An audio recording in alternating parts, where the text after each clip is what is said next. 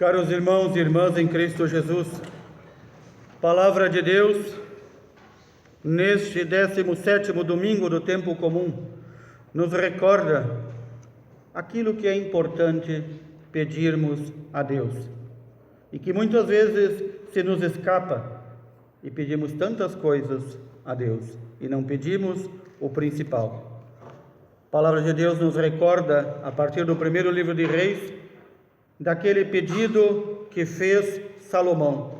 Pedido este, o qual encontrou graça diante de Deus, e Deus, confirmando que este é o mais importante pedido que podemos fazer a Ele, disse: isto que Salomão pediu, a sabedoria. Ele não pediu riquezas, não pediu honras, não pediu saúde, não pediu a morte dos inimigos, ele pediu sabedoria. Para quê?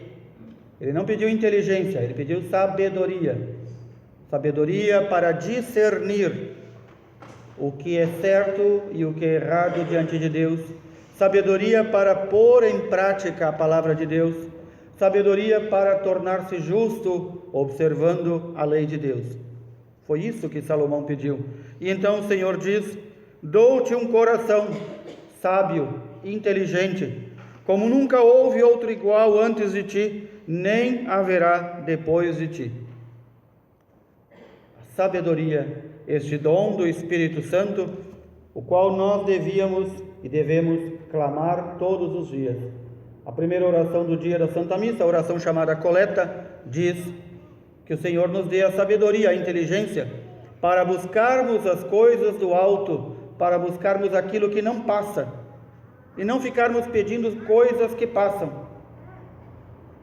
Deus, nosso Senhor, junto com a sua imensa misericórdia e o seu imenso amor, tem uma imensa paciência para conosco, porque diariamente bilhões de seres humanos pedem coisas aqui para a terra: um carro novo, uma casa nova, um emprego novo, dinheiro novo, saúde nova e tantas coisas aqui para viver aqui, como se nós fôssemos animaizinhos que só vivessem aqui e não teríamos uma vida eterna para viver. E o Senhor diz que o dom mais alto que podemos pedir é a sabedoria, não para nos tornarmos inteligentes, de novo digo isso, mas para nos tornarmos sábios nas coisas de Deus. Essa sabedoria nós não vamos adquirir estudando teologia, nem essa sabedoria nós vamos adquirir nos bancos escolares ou das faculdades e universidades. Essa sabedoria só é possível vivê-la aquele que vive na intimidade com Deus e com sua palavra. Por isso a sabedoria é para observar a lei de Deus e a palavra de Deus. Por isso nós repetimos com o Salmo 118: como eu amo, Senhor, a vossa lei, a vossa palavra. É dali que nós extraímos tudo aquilo que é necessário para bem vivermos já aqui na terra. Os mandamentos que o Senhor nos deu foram dados para serem amados e vividos. Não basta saber quais são os mandamentos. Saber, hoje até mesmo as máquinas, as inteligências artificiais sabem. E é capaz até de um animal irracional não saber, mas repetir. Papagaio repete tudo. A questão é como vivê-los. Vivê-los a partir do dom da sabedoria que o Senhor pode dar. E o Senhor não nega os seus dons àqueles que o pedem. Por isso, nós ouvimos São Paulo também falar aos romanos: aqueles a quem o Senhor chamou, estes somos nós. Ele os chamou desde antes da fundação do mundo. Ou seja, desde que antes que o mundo fosse criado, Deus já nos havia escolhido. E já escolheu todo o ser humano que virá a este mundo e que fará parte da sua família. Deus já escolheu. E a esses que Ele escolheu, vamos atualizar a linguagem de São Paulo, a esses que Ele escolheu, Ele capacita. Ele dá todas as condições, graças, bênçãos e dons para viver esta vocação para a qual fomos chamados. E por que a gente vive tão mal? Por que a gente vive tão rebelde, tão fora e longe da palavra de Deus e dos seus mandamentos? Porque nós nos afastamos da fonte. E quando alguém se afasta da fonte, acaba ou bebendo uma água, como dizemos, estanhada, uma água suja, ou então morrendo de sede. E a nossa fonte, a sabedoria que podemos receber, que é dom dado por Deus, só pode ser bebida no coração de Jesus. É Ele que possui esta fonte de misericórdia, de amor, de sabedoria para encher o nosso coração. Por isso, o grande doutor da igreja, Santo Agostinho, já dizia, lá no final do IV século, ele dizia: Senhor, o nosso coração está inquieto, enquanto não repousa em Ti, enquanto não encontra em Ti a nossa fonte. Por isso nosso coração é tão inquieto, e quanto mais inquietos somos e afastados de Deus, nós acabamos buscando outras coisas e outras pessoas para colocar no lugar de Deus.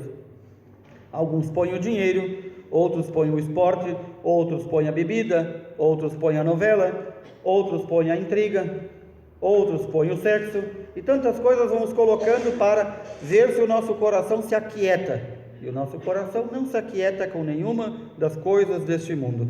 O nosso coração só se aquieta, só sossega e tem preenchido aquele espaço que foi feito para Deus, quando nós buscamos em Deus este amor. Sem buscar nele não é possível. Por isso o Senhor nos vai dizer no Evangelho que ouvimos hoje, conforme São Mateus nos narra, a comparação que Jesus faz do reino dos céus. É como um tesouro escondido num campo. Alguém foi lá, cavocou, encontrou esse tesouro. O que ele fez? Fechou a boca, não contou para ninguém. Ele foi lá, vendeu tudo que tinha e comprou aquele campo, porque lá estava o tesouro. A vida divina que recebemos em nós pelo batismo, a alegria que recebemos do Evangelho, esse é o tesouro escondido. E nós o que fazemos para adquirir esse tesouro? Nós nos conformamos em viver muitas vezes uma vida medíocre e achamos que podemos conciliar os bens deste mundo com o verdadeiro e único bem, que é o reino dos céus. Também o Senhor compara a este comprador de pérolas preciosas. Quando ele encontra aquela com o máximo valor, vai, vende tudo o que tem e compra aquela única pérola. O reino dos céus é isto. Eu tenho comprado a cada dia o reino dos céus. Santos padres no início da igreja já diziam: o reino dos céus está à venda desde que Jesus anunciou. Está à venda. Tanto o rico como o pobre, quanto aquela viúva que tem apenas uma moedinha, pode comprá-lo. Nós temos diariamente comprado o reino dos céus? Como é que se compra o reino dos céus? Primeiramente, conciliando a nossa vontade, reformando a nossa vontade e a vontade de Jesus. Depois, todas as práticas de devoção, de oração, de mortificação, vão comprando para nós o reino dos céus. E diz os grandes padres da igreja: o reino dos céus está à venda, e ele não se acaba, todos podem comprar, todos podem comprar. Não há produto no mundo que seja assim, todos podem comprá-lo.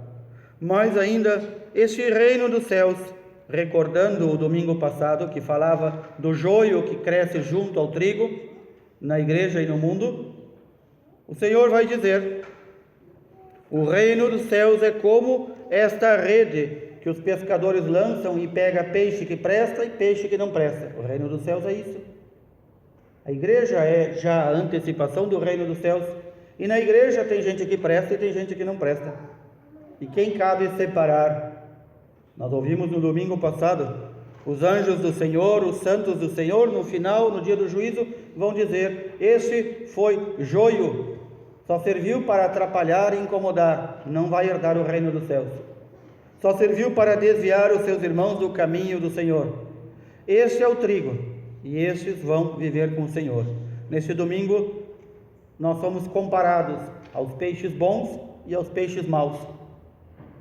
Que não sejamos o peixe mau, que não sejamos o joio. Daí a importância do nosso testemunho para nossos irmãos. Tudo o que fazemos e deixamos de fazer é testemunho. Podemos dizer aquilo que fazemos mal é contra-testemunho. E então, todos aqueles que não creem devem olhar para nós e dizer: aí está um cristão de verdade. Quando Natanael encontrou o Senhor diz: aí está um israelita de verdade, que não tem a mentira na sua boca, um homem de coração puro. Também de nós o Senhor gostaria e quer nos encontrar assim. Aí está um cristão de verdade, que dá testemunho aos seus irmãos, que dá testemunho até àqueles que não creem. Mais ainda, diz o Senhor, o reino dos céus, ele age em nós, recordando muitas vezes aquilo que aprendemos. E daquilo que aprendemos, com a inteligência e a sabedoria que recebemos de Deus, nós temos que tirar das coisas novas, coisas velhas. Ninguém pode parar no tempo. Ninguém pode dizer: eu tive minha catequese quando criança e isto basta. A igreja chama isso de esse constante retorno a aprendermos sobre a fé, chama isso de formação permanente, a qual todos nós padres e todos os leigos são chamados diariamente a aprendermos mais sobre a nossa fé para melhor vivê-la e melhor testemunhá-la. E o Senhor diz: é como um mestre da lei. Mestre da lei era aqueles que conheciam toda a lei de Deus. E diz: o mestre da lei que se torna discípulo do reino dos céus, ou seja, mesmo aquele que sabe muito, mas se torna discípulo de Jesus, este é como um pai de família, que tira do seu tesouro coisas novas e velhas.